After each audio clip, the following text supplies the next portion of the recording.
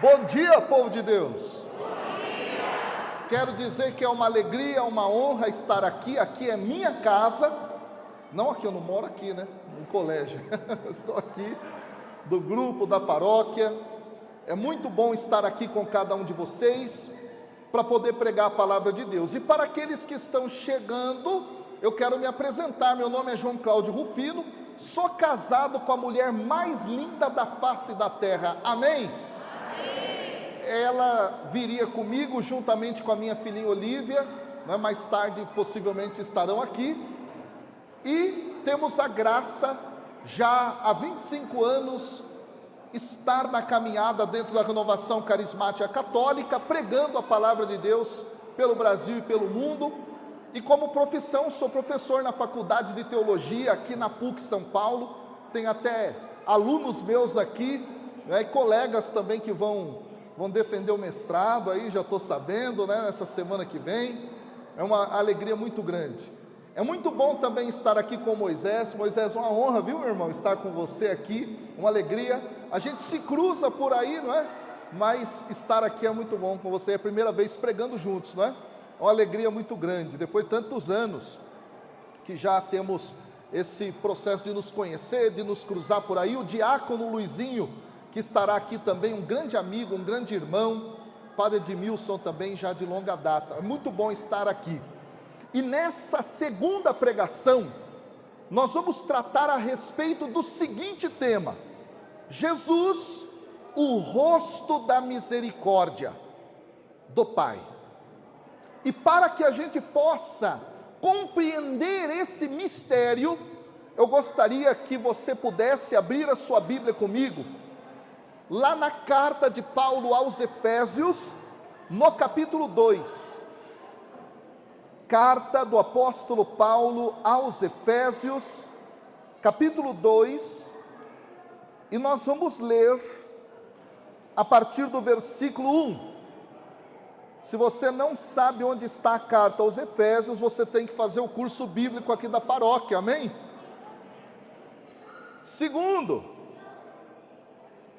abre no Apocalipse e vai voltando, que você vai encontrar a carta de Paulo aos Efésios, capítulo 2, a partir do versículo 1. Quantos aqui querem experimentar ainda mais a misericórdia de Deus? Levanta a mão e diga eu. Graças a Deus. Então mantenha a sua Bíblia aberta. Nós vamos ler o texto e vamos mergulhar em cada versículo dessa passagem.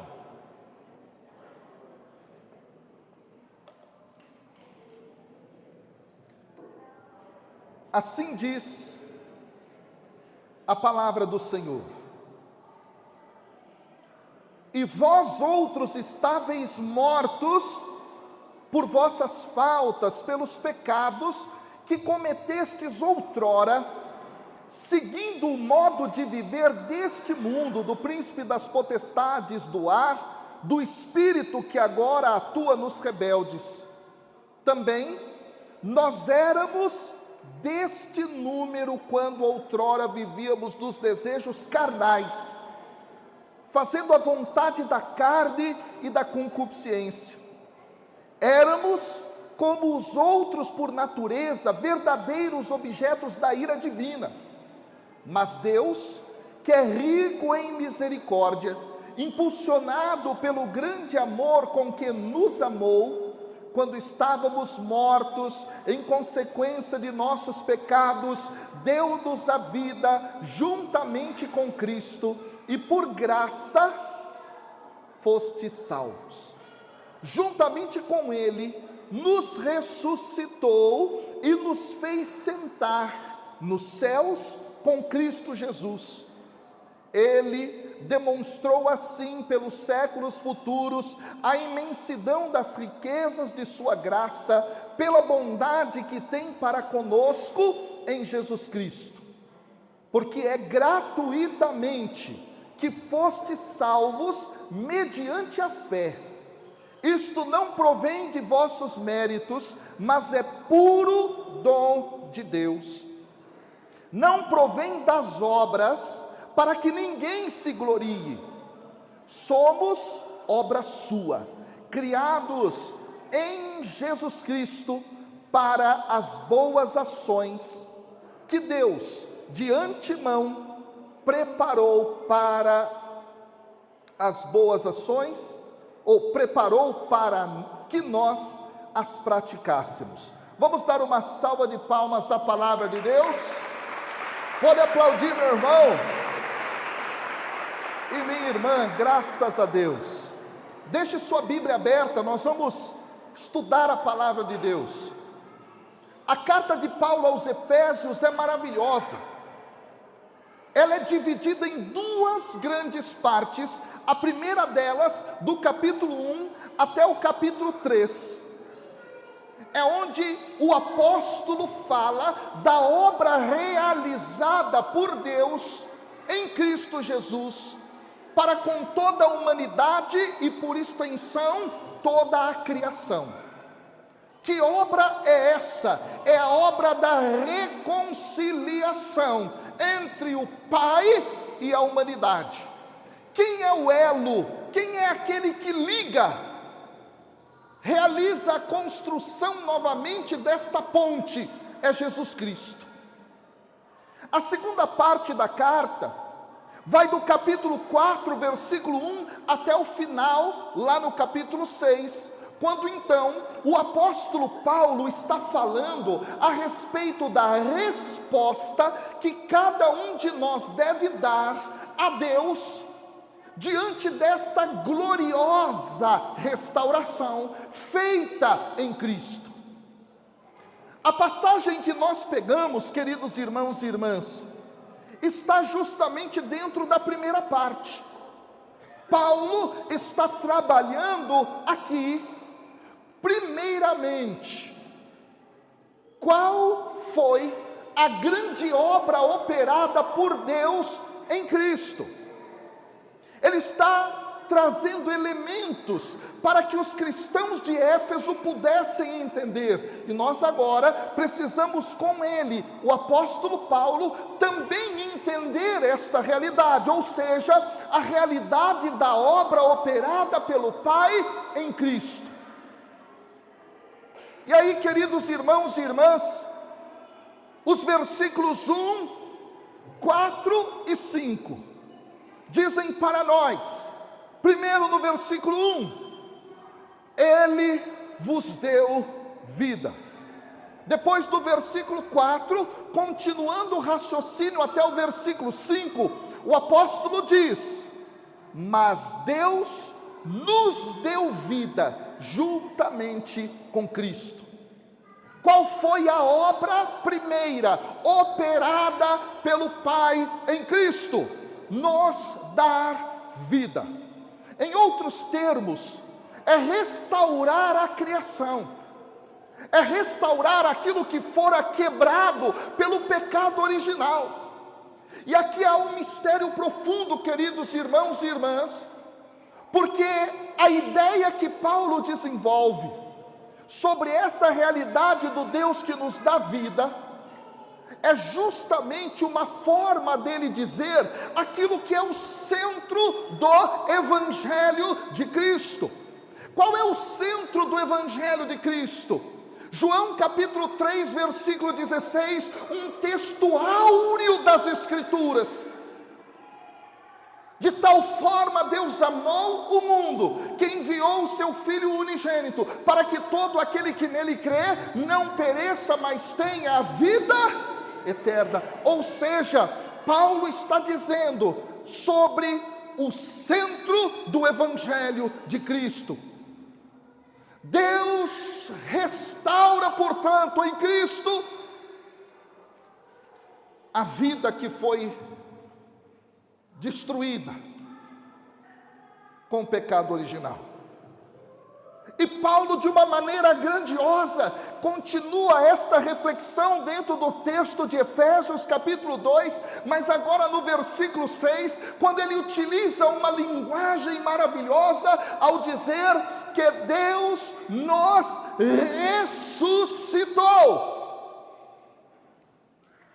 A imagem que o apóstolo usa é essa: nós estávamos mortos, encerrados para a danação eterna, mas Ele, o Senhor, Deus o Pai, com Cristo Jesus, e depois Ele vai trabalhar o derramamento do Espírito, restaura a criação e nos ressuscita. Agora tem algo maravilhoso, queridos irmãos e irmãs, sobre esta obra realizada pelo Pai em Cristo. Lá no versículo 6, na parte B do versículo, o texto nos diz que tudo isso foi feito a fim de que o Senhor nos colocasse sentados nos lugares celestiais em Cristo Jesus. Ele, o Pai, mediante Cristo, nos coloca sentados, escute irmão, escute irmã, sentados em lugares celestiais em Cristo Jesus. O que isto significa? Que esta obra maravilhosa de Deus o Pai em Cristo é para abrir o céu e nos colocar na vida eterna com o Senhor. Ou seja, tudo aquilo que Deus realizou é para que nós tenhamos acesso ao céu, acesso ao paraíso, acesso ao Éden perdido, acesso a uma vida com Deus, em Deus e por Deus, para toda a eternidade. Em outros termos, a salvação nos foi dada a fim de que cada um de nós nos assentemos com o Pai, o Filho e o Espírito Santo. Inclusive você está aqui justamente para se atentar a esta realidade. Queridos irmãos e irmãs, há um céu preparado para você, há um céu preparado para mim, há um céu preparado para nós, há um céu que agora está aberto a todo aquele que crê no Senhor Jesus. Há um céu para nós. Você foi criado, você foi criada em vista do céu. É para o alto que nós fomos criados, irmãos e irmãs, e peregrinamos desta terra para chegarmos à nossa pátria eterna e celestial, como nos diz o autor de Hebreus. Isso significa o quê? Muitas coisas, entre elas que você não está aqui simples e puramente para receber milagres temporais que começam e terminam aqui nesta terra, neste cronos em que estamos. Agora, por que razão isso é importante dizer? Porque muitos de nós temos ido à igreja, temos buscado a Deus simples e puramente para que Deus resolva os problemas temporais, os problemas do cotidiano, os problemas do dia a dia, os problemas da ordem do dia. Ou seja, estou sem dinheiro, Deus encha meu bolso. Senhor, não tenho casa, Senhor, me dê um lugar para morar. Senhor, estou doente, por favor me cure. Querido, Deus pode fazer tudo isso? Pode, mas você não deve colocar como objetivo do seu relacionamento com Deus a busca da resolução dos seus problemas da ordem do dia. Não, porque isso é pequeno. Por que é pequeno? Porque é algo infinitamente maior, algo que ultrapassa aquilo que os olhos podem enxergar, aquilo que os ouvidos ouviram, aquilo que nós podemos tocar com as nossas mãos. O céu e a eternidade é maior do que qualquer outra bênção que você possa receber no hoje da sua vida. Você foi criado para o céu.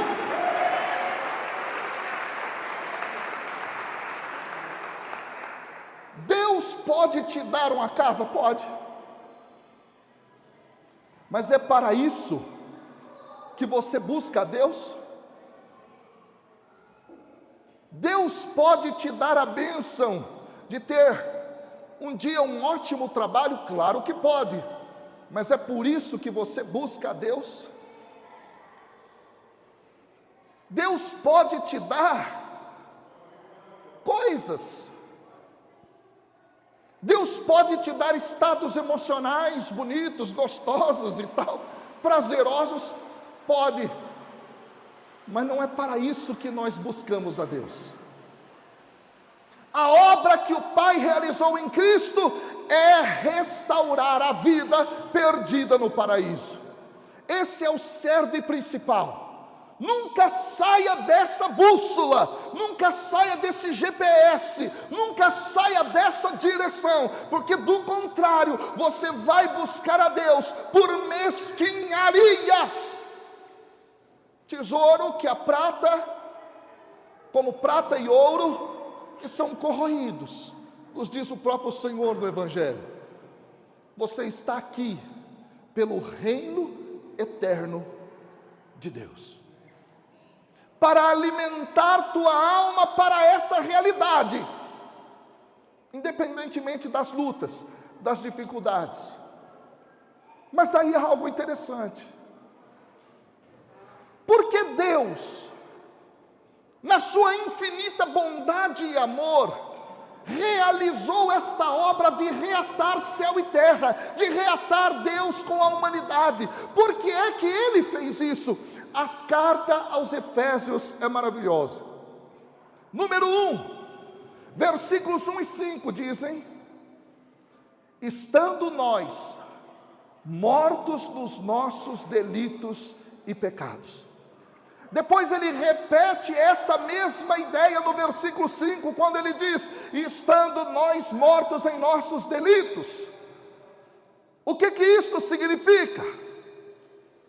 Significa que nós, por causa do pecado original, por causa da nossa concupiscência, que é justamente esta inclinação para a realização daquilo que não é a vontade de Deus, nos leva para o pecado e a danação.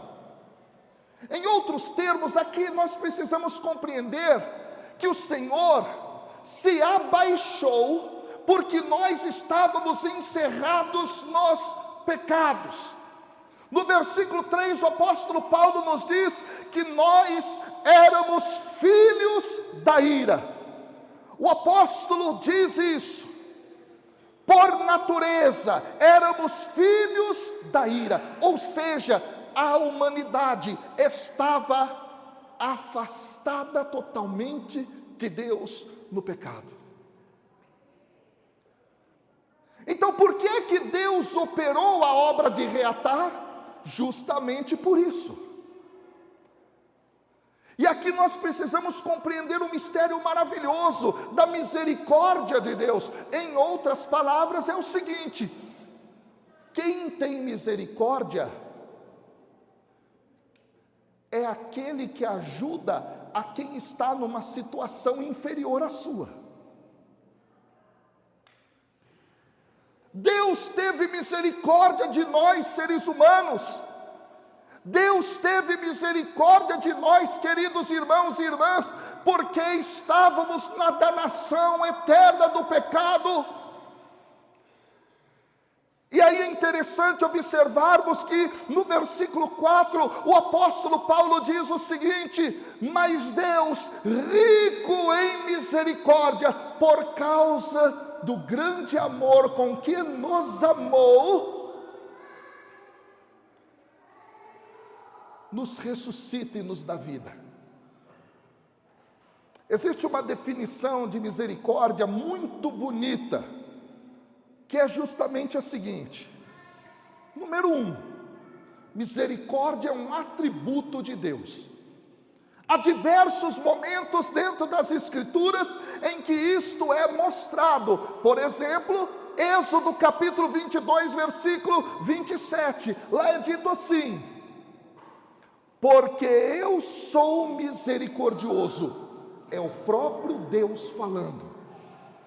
Deuteronômio 4:31.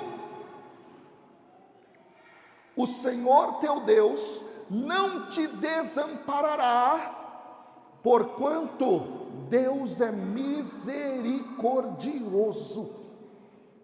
Salmo 78, versículo 38 diz: Ele, porém, que é misericordioso, perdoa a iniquidade e não destrói.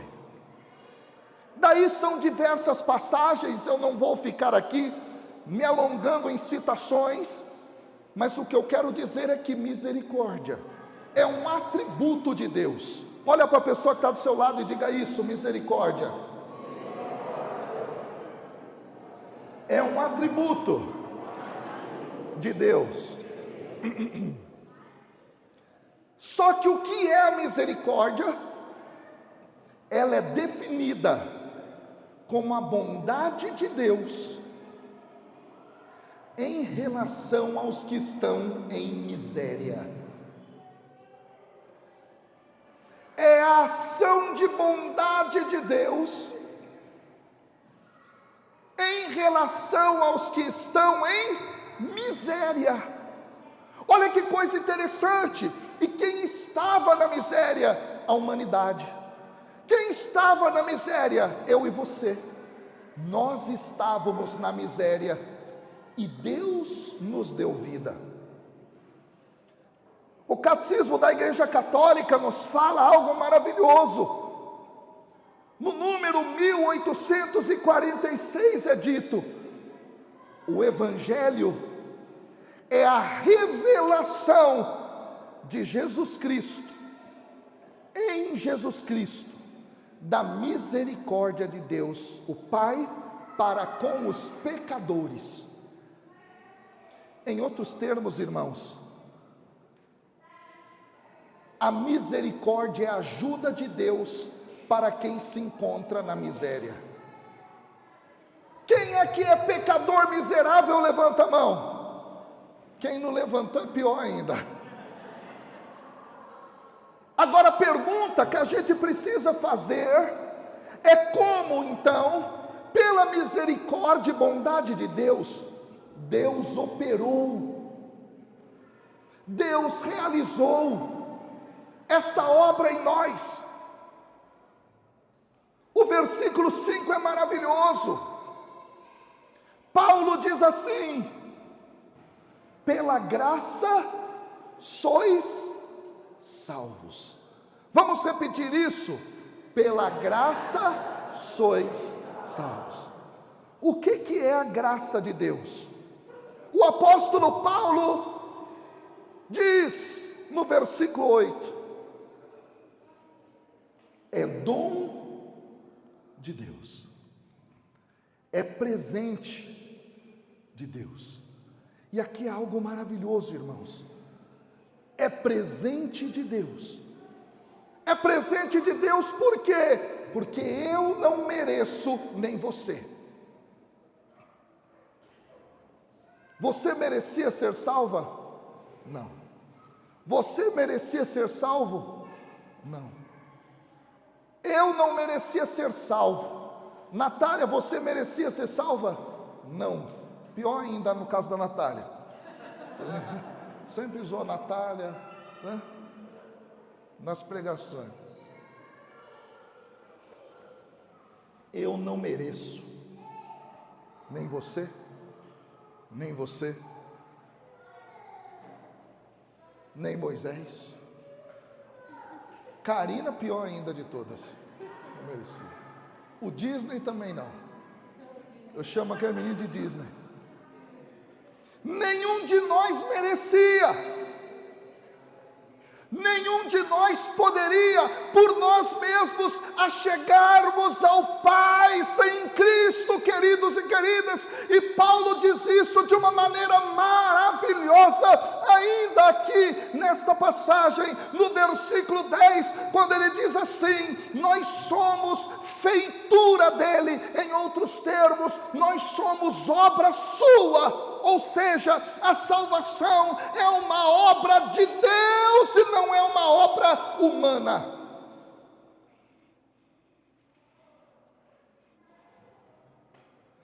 Paulo Paulo vai dizer aqui nesta passagem, no versículo 9,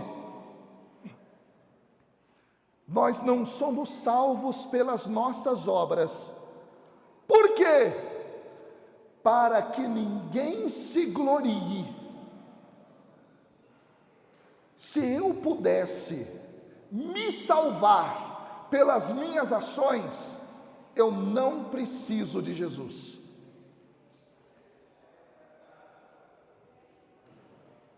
Entenda isso. Se é pelas minhas obras, se é pela minha força, se é pelo meu esforço, se é pela minha inteligência, se é pela minha oratória, se é pelo ministério que eu exerço, se é porque eu participo da igreja, se é porque eu sou consagrado a uma comunidade, se é, não, se é por tudo isso, deixa eu dizer, eu não preciso de Cristo. Isso é um mistério da fé maravilhoso. Paulo diz que ninguém deve se gloriar, portanto, das suas próprias obras. Ninguém deve se gloriar, porque é Deus que opera a salvação. Atenção agora no que eu vou dizer para você. Essa é uma teologia belíssima da Bíblia.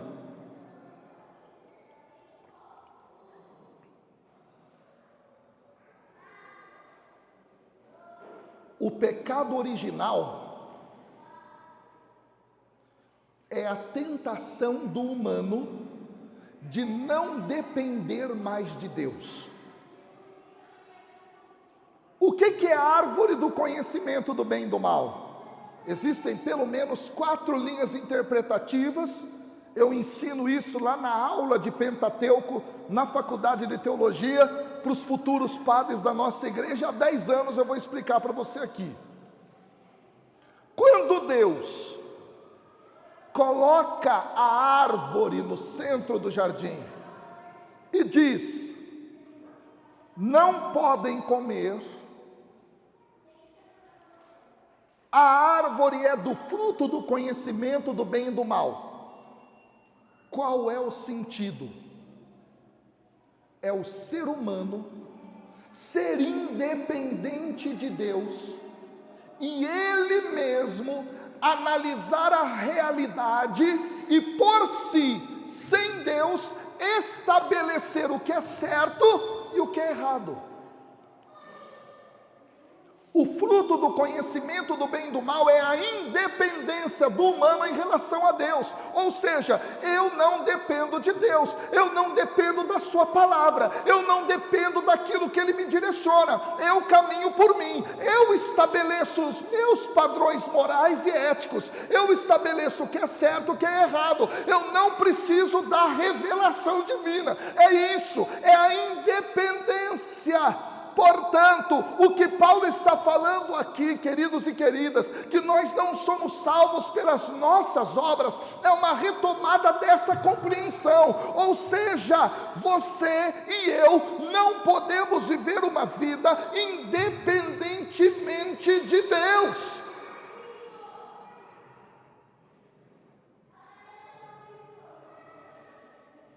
Eu não posso viver sem Deus, nem você pode viver sem Deus. É isso que Paulo está dizendo, porque sem Deus nada feito, porque sem Deus é danação total, sem Deus é inferno. Qual é a compreensão teológica do inferno? O pleno afastamento de Deus. Mas porque Deus quer? Não, por opção humana de não querer viver com Deus.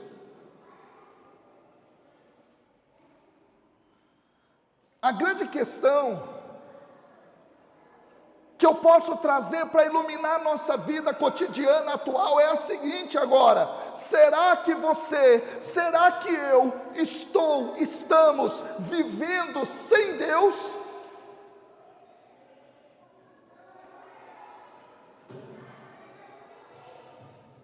Será que nós vivemos uma vida à revelia de Deus? Será que nós estamos vivendo uma vida sem colocar Deus nela? Será que nós estamos vivendo uma vida na independência da graça de Deus, na independência do Senhor? E aí que vem o detalhe, porque uma coisa bonita do pensamento de Paulo é a seguinte: Deus me salva sem eu, mas eu preciso dar uma resposta para Deus. É isso que Paulo vai trabalhar no versículo 8. Ele diz assim: porque pela graça sois salvos, mediante a fé. O que é a fé? É a resposta do humano à graça misericordiosa de Deus. O que é a fé? A fé é quando eu digo sim a Deus e vivo movido pela graça no hoje da minha vida, sob a ação do Espírito, sobre a ação da misericórdia, sobre a ação da salvação que que me alcançou.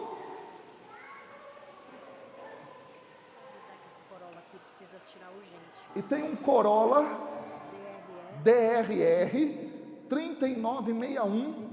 Precisa tirar o carro lá agora. 3561, Corolla cinza, é bem urgente, tá, pessoal? Tá bom? Então, quem é o dono desse Corolla, se está entre nós, pode ir lá. A fé é a nossa resposta. Vamos repetir isso? Repita comigo: a fé é a minha resposta. A pergunta que eu te faço é: na prática, você tem respondido?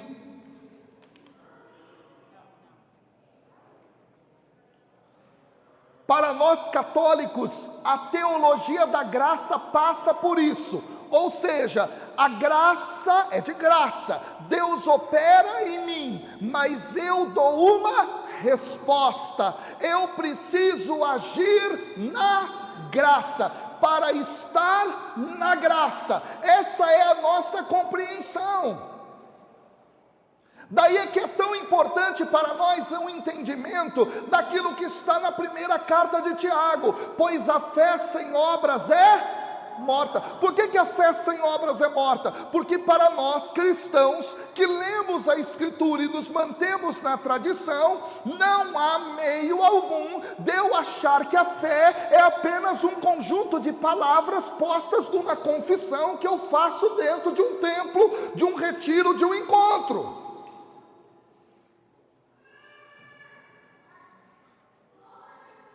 Ou seja, eu preciso responder com atitudes. Que atitudes?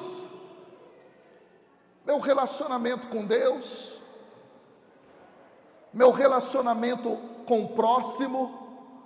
Moisés falava em dado momento sobre isso. Meu relacionamento com a natureza, com o mundo. A fé é um sim humano traduzido em obras, diante da graça de Deus operada. O que eu quero dizer para nós hoje aqui, queridos? A salvação nos foi dada, mas nós precisamos dizer com palavras e atos, colocando na realidade a palavra encarnada.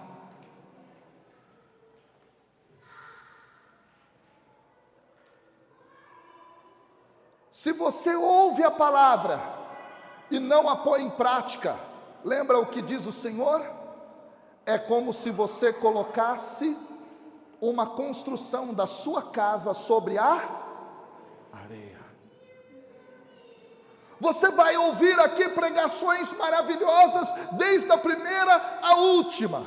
Você vai ouvir aqui a palavra de Deus, que é a expressão da graça do Senhor atingindo o teu coração. Mas se você não sair daqui e traduzir isso em realidade concreta, desculpa, meu irmão, é construir a sua casa na areia. retiros são maravilhosos, experiências de Kairós são maravilhosas como essa, mas Deus quer de nós respostas. E aqui eu preciso dizer, querido e querida, retomando essa passagem, indo para o final da reflexão de Paulo, qual é a finalidade dessa obra da graça? Qual é a finalidade dessa obra de salvação que Deus realizou? Já vimos isso no começo e vamos ver agora um aprofundamento no final. No versículo 7, Paulo usa uma expressão que aponta para a finalidade. A fim de quê? Versículo 7. A Bíblia, Ave Maria, não traduz isso muito bem, que no grego, o termo utilizado que abre esta passagem no versículo 7 é riná em grego, e riná significa para quê, a fim de quê. Então ele está trabalhando a finalidade aqui. Para que tudo isso foi feito? Primeiro, para mostrar,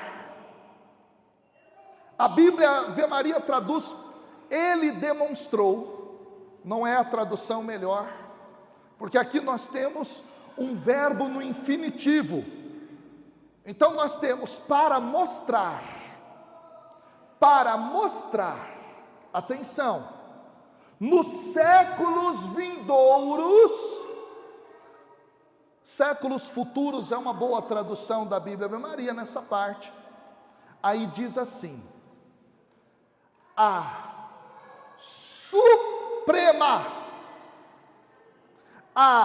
suprema riqueza da sua graça em bondade para conosco em Cristo Jesus. Atenção, a palavra suprema na língua grega é fantástica, é a palavra hiperbalon. Vamos repetir essa palavra, hiperbalon. Sabe o que ela significa? Alguém aí já foi no hipermercado? Existe o mercadinho, existe o mercado, existe o supermercado e existe o hiper, é o maior de... A palavra hiperbalon vem daí. E balo em grego significa jogar, lançar, hiperbalon é alguma coisa assim, ó. Eu não tenho essa força toda, tá? Mas hiperbalon é isso aqui, ó. É jogar o mais alto que você puder. Eu vou jogar essa tampinha para você ver, ó. Eu sou fraco, viu, pessoal? Olha só, o mais alto que eu posso aqui. Suprema riqueza da sua graça e bondade é a maior das bondades. Não há bondade maior, não há misericórdia maior, não há graça maior. Ou seja, em Cristo Jesus a obra foi operada porque Deus quis mostrar a hiperbalon, aquela mais alta riqueza, aquela coisa maior que não há nada superior. Que coisa fantástica! Não há suprema riqueza além da graça de Deus. Por isso Paulo em outro lugar diz: a sua graça me basta, Senhor. Por que a sua graça me basta? Porque não há riqueza maior, não há nada superior, não há nada tão supremo como riqueza do dom de Deus para nós do que essa graça. O que eu quero dizer? Em Cristo Jesus é justamente a demonstração disso, irmãos. Por isso você precisa entender, e eu também, que não há nada mais maravilhoso do que Jesus Cristo.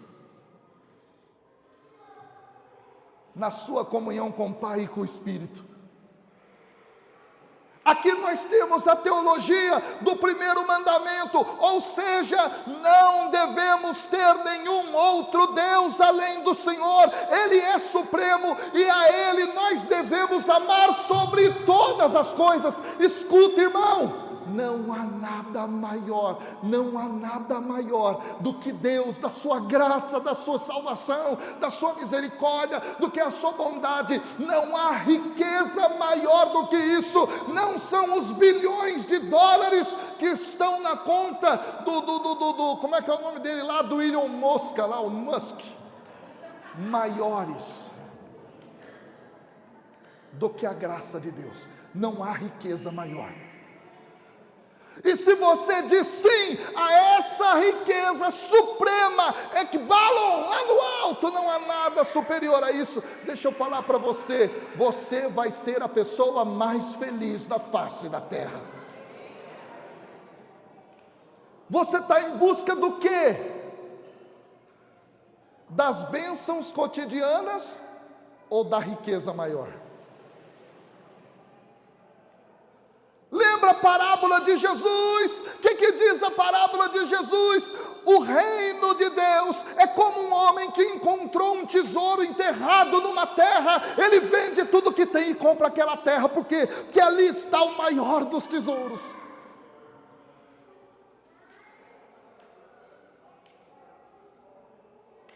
Não há riqueza maior do que a salvação e a graça, do que Deus, do que Cristo, do que o Espírito Santo. Não há nada, não há nada, não há nada, não há nada superior a isso. Foi para isso que Deus agiu no mundo em Cristo, para revelar isso. Não há nada maior.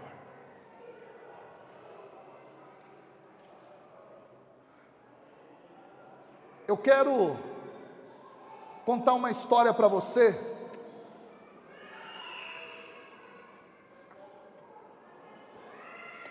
Vou pedir já a Karina para fazer um fundo musical para nós.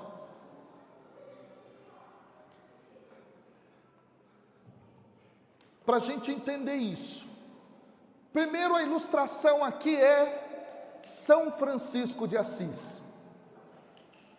Você sabia, já com certeza, até porque se você é paroquiano da Santa Clara de Assis, um pouquinho dessa realidade de São Francisco. São Francisco era rico. Ele herdaria a riqueza de seu pai. Ele estava em busca da nobreza cada vez maior. Por isso ele vai lutar nas cruzadas. Mas quando ele tem um encontro com o Senhor, ele se despe totalmente, renega a riqueza do Pai para viver com os pobres no Evangelho. Não há riqueza maior. Muitos santos entenderam isso. Não há riqueza maior. Não há nada maior do que Deus e a sua graça, meus irmãos. Foi para isso que o Pai enviou Jesus Cristo, para mostrar isso, para deixar isso claro. É interessante que o verbo mostrar na língua grega é um verbo maravilhoso, é o verbo endexetai. Este verbo significa demonstrar, mostrar, mas expor, revelar. É um verbo que significa colocar assim, ao ponto dos olhos poderem enxergar. Não é uma revelação mental apenas, mas é para que os próprios olhos possam ver.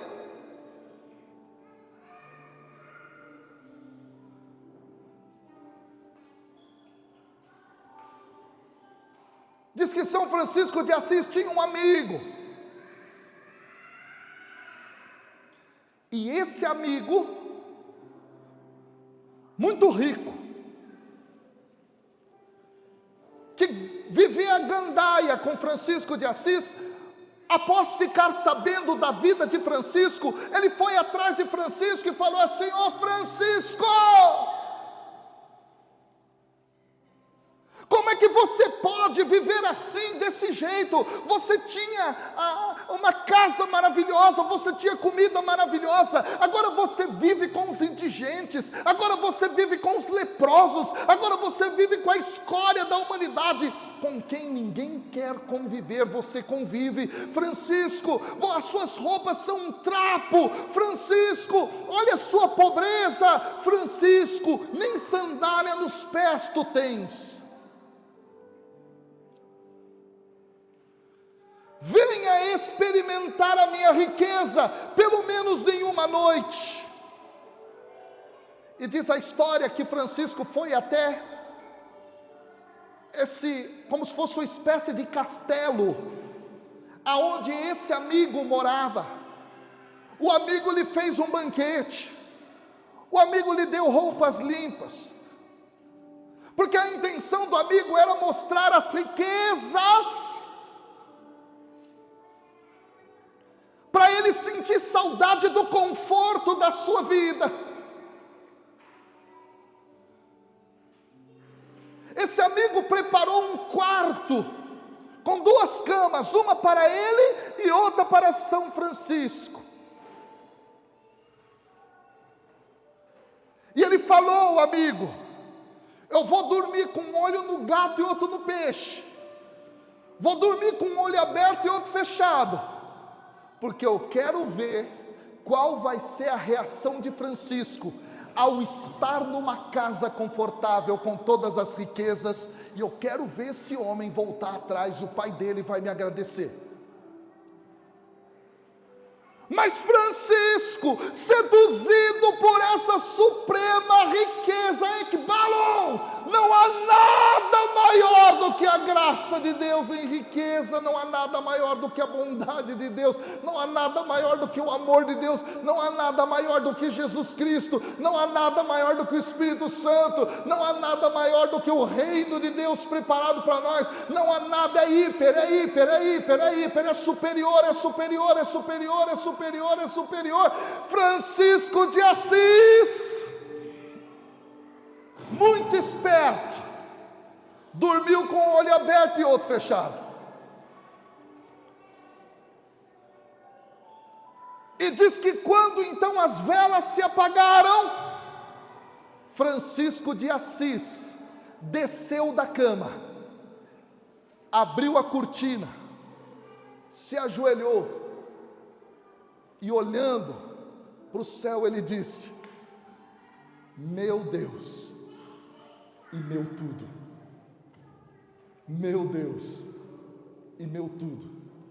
Pela madrugada inteira, até o sol raiar, Francisco só repetia: meu Deus e meu tudo, meu Deus e meu tudo, meu Deus e meu tudo, meu Deus e meu tudo, meu Deus e meu tudo, meu Deus e meu tudo.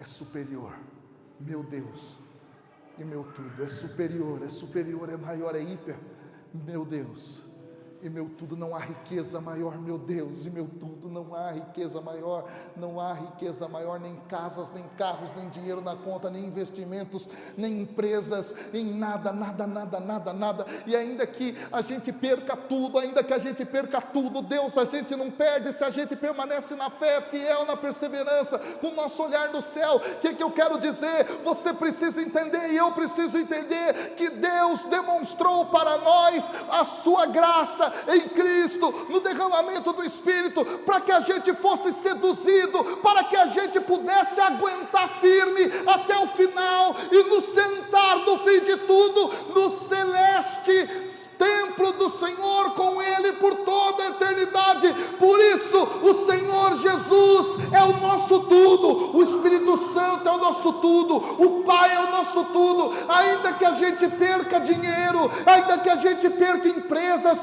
ainda que a gente perca emprego, ainda que a nossa conta esteja toda vermelha, ainda que a nossa saúde se esvaia, ainda que a gente perca absolutamente tudo, se você não perder a Deus, você permanece tendo tudo.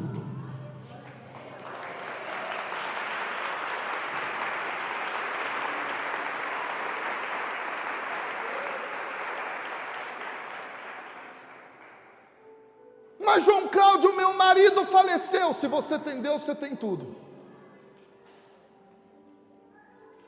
Mas João Cláudio, a minha mãe faleceu. Se você tem Deus, você tem tudo. Mas João Cláudio, eu tinha uma empresa que dava conta de sanar as dificuldades econômicas da minha casa, ela faliu. Se você tem Deus, você tem tudo. Mas João Cláudio, eu tinha saúde, a saúde foi me roubada por uma doença. Se você tem Deus, você tem tudo. Olha o demônio não querendo que você escute isso. Se você tem Deus, você tem tudo. Não há riqueza maior.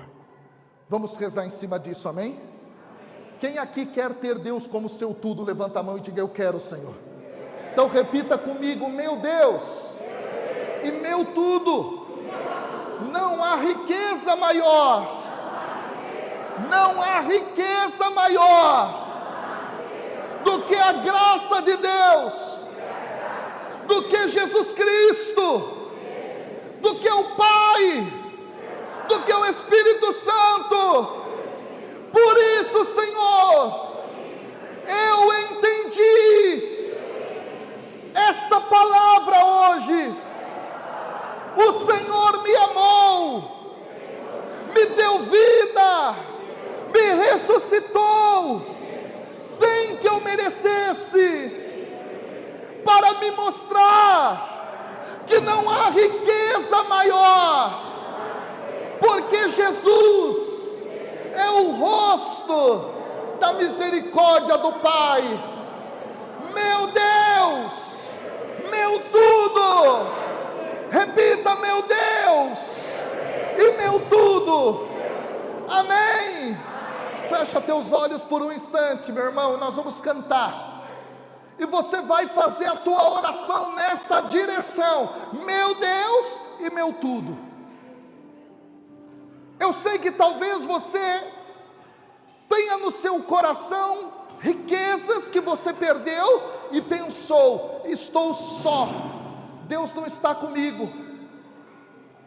Eu sei talvez que alguém da tua família se foi e você pensou: Deus me abandonou, não tenho mais nada. Deus está falando: eu sou teu tudo. Eu sei que talvez você esteja diante de uma enfermidade na sua família, de alguém que você ama muito e você está com medo de perder porque acha que essa pessoa é o teu tudo. Mas deixa eu dizer, a graça é a riqueza superior. Deus é a riqueza superior.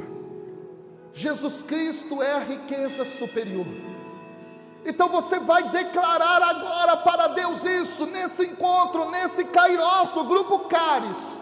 Você vai declarar isso nessa segunda pregação: Deus, Tu és o meu Deus, Tu és o meu tudo, tudo, tudo, tudo, tudo, absolutamente tudo.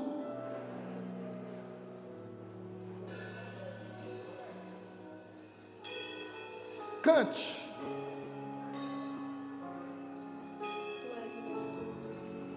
Cante.